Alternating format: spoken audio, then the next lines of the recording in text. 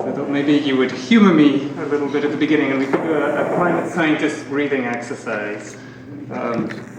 So I'm obviously not well versed in this as many people in the room, but still, we should close our eyes and just sort of breathe deeply. And I breathe in life-giving oxygen, and I give thanks to the forests of the world.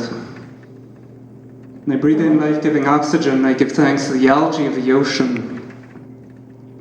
And I feel the oxygen flowing in my blood, and it keeps me alive in the moment. And I feel the carbon returning, and I breathe the carbon back out into the atmosphere. And I return the carbon to the plants, and I feel my being part of the cycle of life. So this is not news to anybody in the room, but there are still people who need to remember this. And if it's taken science thousands of years to rediscover what people have been talking about for a long time, then, you know, that's great. At least they got there. And that's one of the lessons then, the first law of ecology by a famous, very common, maybe some people have heard of him, he was an activist. The first law of ecology is that everything is related to everything. So we know this from studying science, and we know this from the teachings of Buddhism, and we know this, I myself am Catholic, we know this in the Catholic tradition. This is just a diagram sort of illustrating that, how you can't, you know, just sort of take one piece. You can't have the polar bear saying, hey, this fish belongs to me, it's all mine. It's all related.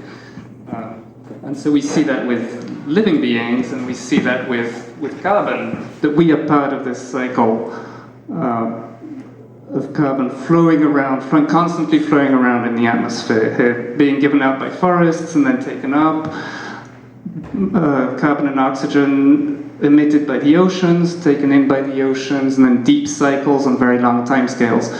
But there is a problem in this diagram, and that's one of the, everybody is kind of playing by the rules of doing things around, but there's a group of people out here who think they can just play one way and put carbon in the atmosphere and not take any carbon back.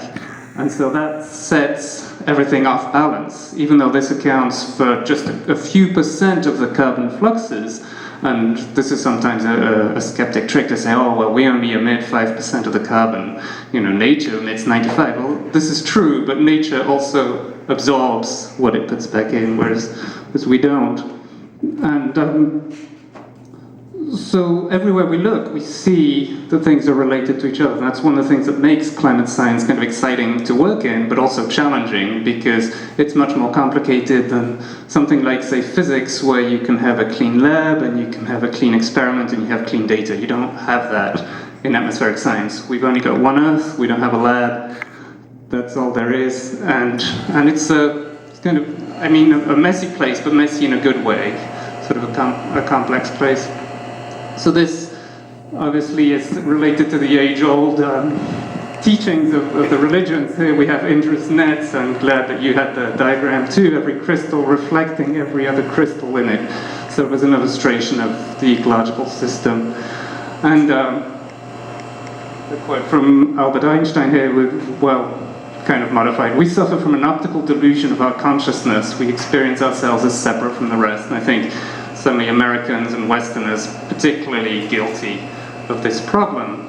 And so whether meditation helps you do this, or whether studying science helps you sort of overcome this and see everything as unique, as part of this cycle, I think is one of the good things.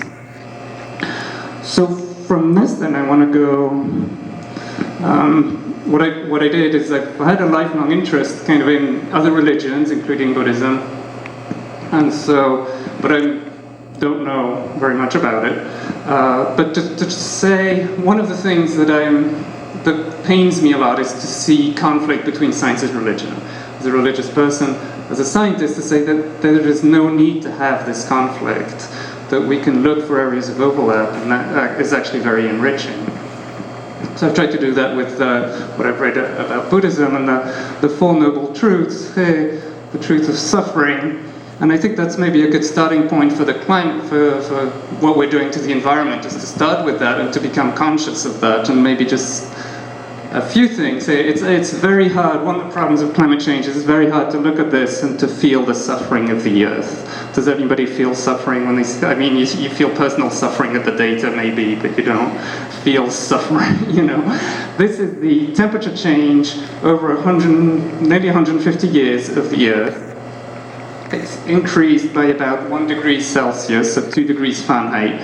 You wouldn't notice this if you didn't measure it very, very carefully. But it's definitely gone up, and it's gone up even more, and we're sort of up here. It's keeping going up. But we can't really see the suffering. So one of the problems of climate change is it's not immediately visible to people who are not studying the data. Unless maybe they're lucky to go to Alaska, or to the Arctic, where you can see ice melting. The Northwest Passage was ice-free recently. Glaciers are in retreat. Brian Ettling, who's supposed to be talking right now, works in Glacier National Park. You can see these, soon there will be no glaciers left in Glacier National Park. It will need a different name. So you can really see these things. So you can't see the suffering, but you can begin to see the changes. And then, as Dr. Yoshida alluded to with species extinctions, here in black represents the unthreatened species, and in red the ones that are threatened. 13% of birds, 25% of mammals, 41% of amphibians. But we are doing this. So the Earth has been through this before, mass extinctions from volcanic eruptions, from asteroids, from things. But this is new. This is us sort of causing this. So I think it's important when you think about climate change to communicate that these things are real and they're happening. It's not some kind of graphic, data analysis in somebody's computer somewhere. And then it's not just nature either. Just at the beginning of the talk, I was talking to David about a documentary by Joshua Fox. And here, this is Syria. At the time before the war, there was a big drought in that whole area. And so now we've got this big war in Syria. I'm not a political expert. I'm not here to say this is the one cause of the Syrian conflict, it's climate change. We don't know. But we do know there was a big drought, and we do know people are vulnerable to these things, and we do know that's a contributing factor to what happens. And we ignore these things at our peril. Actually, closer to home, have people been to Cahokia, the largest mountain north of Mexico? It was a huge metropolis. I think it was bigger than most cities in Europe at the time of its height. And it collapsed, totally collapsed on its own without any influence of European immigrants. We think partly from stress due to climate change. At the time, there was little ice. There was a medieval warm period, there were a series of droughts, it put society under pressure, and then the society collapsed. So it wasn't a single factor thing, but that's the thing, when you think about the cycle of life, nothing is a single factor because everything is connected together.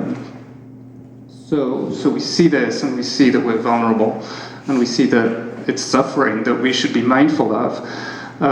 So the way to overcome then suffering, then we move on from there to the Noble Eightfold Path, and maybe start to talk a little bit of science here with the number one step, the right view. If we get the right view, then it will in fact simplify some of these things that we talk about that may seem sort of abstract. And part of it is that the science is actually very clear. If somebody tries to engage you in this complicated conversation about errors in models or about how satellites can't measure this, just back out and say, look, basics, And I mean, it's like that in religions too. People can come to you with all these weird theories, but come back to the basics. The basics of the greenhouse effect is you can demonstrate it like this, with 2 bottles, 2 thermometers. This bottle has regular air in it with water below. In this bottle, you drop an anti-acid tablet. What that does is it releases carbon dioxide. So this bottle is filled with carbon dioxide, a greenhouse gas. You shine a light on those, and then you see the temperature. So the red temperature here is 35 degrees C. is from this bottle, and this one has carbon dioxide in it, 44 degrees C. So it's 9 degrees, 18 degrees Fahrenheit warmer. There, you have it. That's the greenhouse effect. And that's what makes life possible on Earth. This is very fortuitous. If we didn't have the greenhouse effect, we would be an ice ball. Total ice, so that's bad. If we had too much greenhouse effect, we would be like Venus. All the oceans would evaporate, we would lose all our water, we'd end up with a dense atmosphere of carbon dioxide. Not good. But we have just the right amount, so that is good. And so, you know, we need it. We also know then, from this carbon dioxide measurements, Charles Keeling started measuring this in the International Geophysical Year in 1957, this kind of collaboration that was done between the Russians and Americans to try and use scientists kind of to soften relationships a little bit. And so he was measuring carbon dioxide at the top of a volcano in Hawaii, the Mauna Loa Observatory. And you can see the going up and downs every year, but overall going up. And so what you're seeing with these squiggles is the breathing of the Earth. The Earth has a lot more continents in the Northern Hemisphere, a lot more forests. And so in the spring, the forest breathes out oxygen and breathes in carbon. So the carbon concentration goes down. And then in the winter, much less photosynthesis, it breathes out carbon dioxide. Concentrations go up. So when somebody says, yes, climate change varies naturally, say, of course. You know, our temperature, our body temperature varies naturally. All these things vary because we're part of a cycle. Remember, things vary, they're part of a cycle, they're connected. And so we expect this variation. But you can see that in addition to what we would expect, which is going up and down here, we have this big increase. And we know that's human related. You can, if you, with the right view, this is one of the big sort of things I want to emphasize in my classes on climate change is, what can you see once you start really looking? And if you can look, more than with your eyes, you can see, and then you can use this in the scientific sense. There's a lot of things you could see. We could see different gas compositions here if we had, hyperspectral spectrometers in here. We could see or your cell phones can see signals that we can't see. They're there, we can't, what can you see?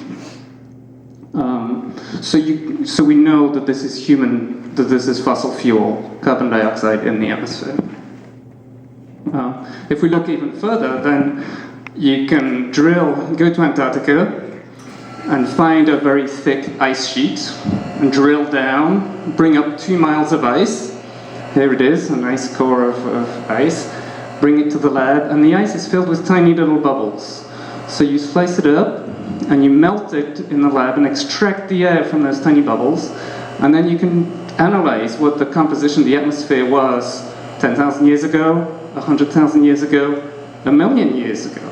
And you can see the carbon dioxide concentration and how that's been changing. And you can see it was always kind of changing. I said there were cycles.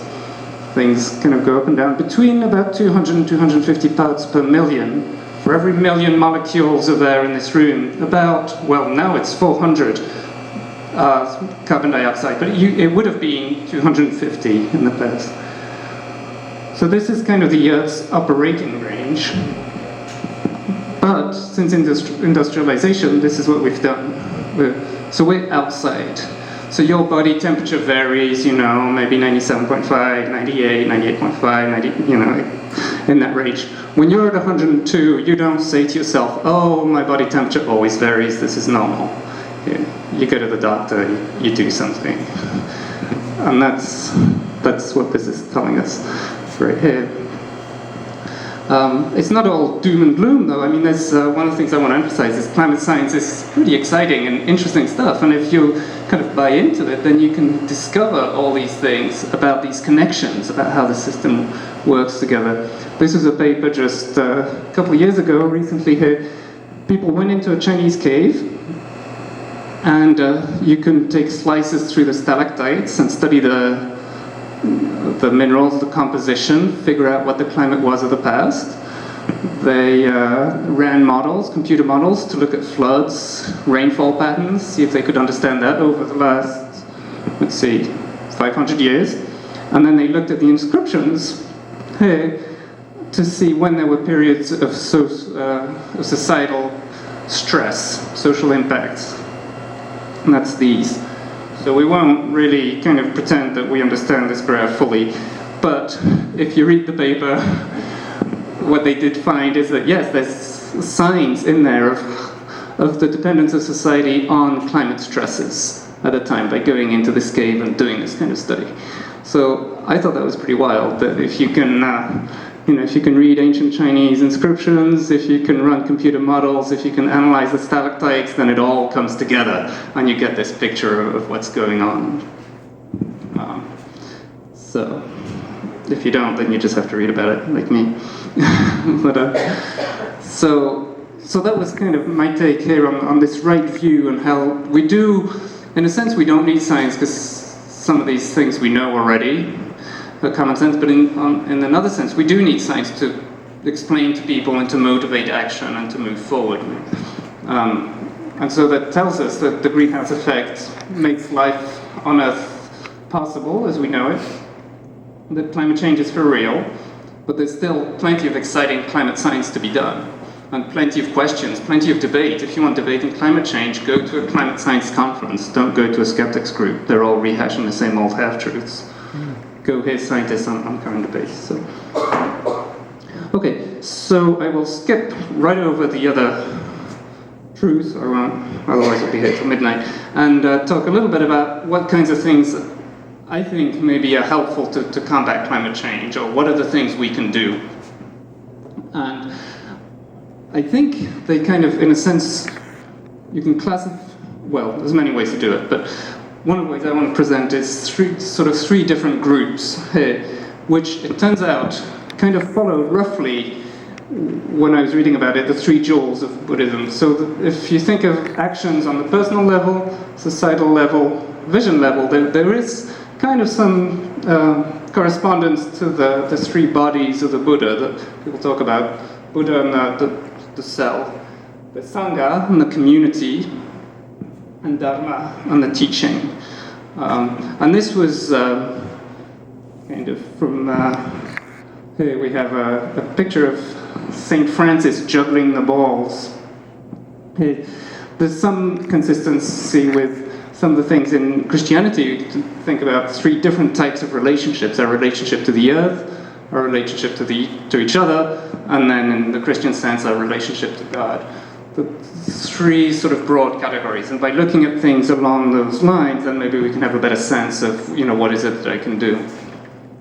One of the first things that we can do for personal actions was suggested by Pope Francis in his encyclical, and it's a terrible, terrible deficiency of the English language. There's a phrase missing in English. Does anybody know? I'm a big fan of English. I learned it when I was little, but still, we don't have anything we say at the beginning of a meal. I think most other cultures say something at the beginning of a meal. In French, you say bon appétit, or buen provecho, And then in Japanese, people say itadakimasu. So, which means I humbly receive. And so the Pope suggests this, sort of go back to the ancient practice of saying grace, singing grace as a family before the meal. And, somebody might just kind of shrug their shoulders and say, this guy's just kind of lost it now if he thinks that saying itadakimasu before meals is going to solve this problem. He's on the wrong track. But it's obviously on its own not going to change things. But I think it does kind of change the way you view things. We're talking about the right view, that when you, at the beginning of every meal, think, okay, where did this come from? What am I part of when I do this, and who am I eating it with? I think it does make an impact, because it will have knock-on effects as part of this system. And that is, in fact, one of the big ways, one of the relatively easy ways we have of reducing carbon footprint is to change what we eat. This is comparing different carbon footprints of the meat lover, who emits 3.3 tons of carbon dioxide a year just from his eating, and a vegan would emit less than half of that, 1.5. So you know, we can do this because we love the environment. We could do this because we realize that this being on this side is much healthier than being on this side. We can do this for animal rights. There's lots of reasons of doing this. We don't, and it doesn't have to be to sort of do it just for one reason. Just, you know, lots of things together come together to do this. Other sort of personal things we can do, you know, just, everybody goes on about light bulbs, technologies helping us, insulation. There's a lot of things out there, little things that we can do that make a change in our daily habits, that make a change in our emissions, but also, I think, to some degree, change the way we look at the world and will, in fact, have a bigger impact than the immediate thing at hand. This is my personal favorite. I'm from Belgium. Belgians like to cycle. It's very flat, and it has a very, it's kind of climate like Seattle, so it doesn't get too hot, too cold. It's a good place to bike. It's a bit more challenging here. So everybody's got to kind of find the thing that they like and that they can do. I also put this slide here because this connects then to the second set of actions, the community. How do we find things? Some of the things we just can't do ourselves. Like I can't, you know, build a new green, sort of environmentally friendly built house. I'm very happy to have the house I have, but you know. And so some of the things we actually need sort of political action for and societal action. We need a big group to get together. And transport is one example. Here I like to show this urban development. This is where my parents live. It's the first new city that was built in Belgium since the 1500s. In the 1960s, the university split and had to find, the French part of the university had to find a new home, and so they built a new town in a greenfield site. And what they did is they were in a very beautiful old town, medieval town before, and they tried to recreate, on a very low budget, that sense of closeness by building a pedestrian center exclusively for pedestrians. The cars, actually, you can get there by car, but you would never know it if you walk upstairs at the top, because the cars go down and there's a parking lot underneath, and then you have kind of neighborhoods around. So people like my parents, who are not great eco-warriors, you know, live actually a pretty environmentally friendly life, but also a life where they're more connected with people in the town than they would if they lived anywhere else. So even by not really doing anything, they're actually doing quite a lot. And I think that's that second group of actions where we need society to come together.